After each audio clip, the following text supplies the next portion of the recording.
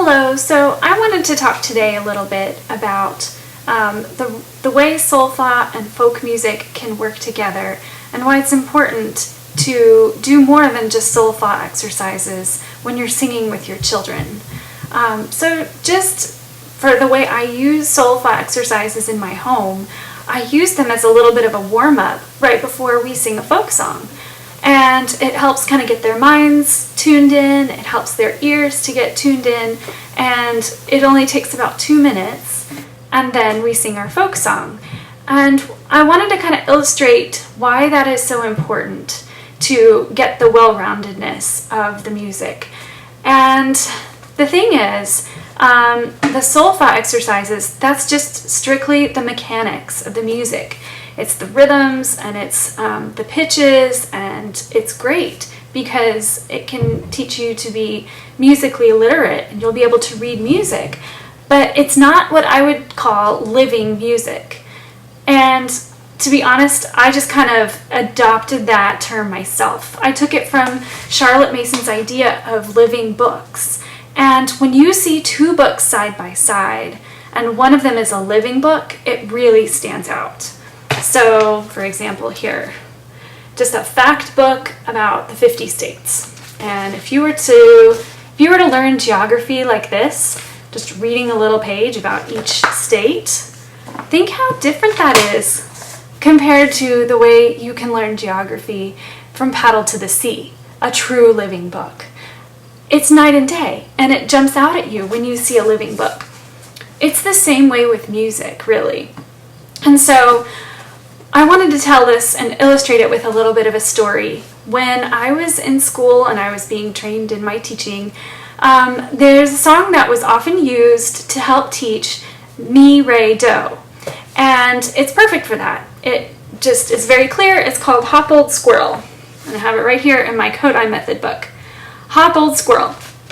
And so we would do it something like this. We'd sing the song and we would sing, hop old squirrel, idle dum, hop old squirrel, idle dum dee. That's the first line or so. And so then we would go, me, me, me, me, me, me, re, re, do, me, me, me, me, me, me, re. And we would work on learning those pitches. And then we would learn the rhythms, and the Kodai way of doing that was to do something like ta, ta, ta, ti, ti, ta, ti, ti, ta, ta, ta, ta, ti, ti, ta, ta. And then we would learn eighth notes and quarter notes that way. And then, maybe have the kids jump around like squirrels or something like that. But that was pretty much the extent of it. And then I heard a recording of this song, and I'm going to play that for you. Let me turn up the volume. Run, old squirrel, idle-dum, run, old squirrel, idle-dum-dum. Run, old squirrel, idle-dum, run, old squirrel, idle-dum-dee. Chase those squirrel, idle-dum, chase those squirrel, idle-dum-dum.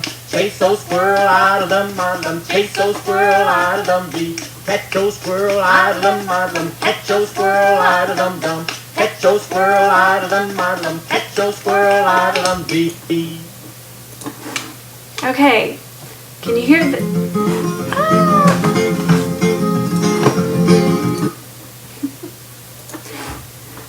Okay, can you hear the difference there? It's like a completely different song. It comes alive in that second way. And so I wanted to talk about this because I want to make sure that you see, we need to make sure that we aren't just doing the mechanics and that we bring out the living music with the folk songs and that it comes alive for our children.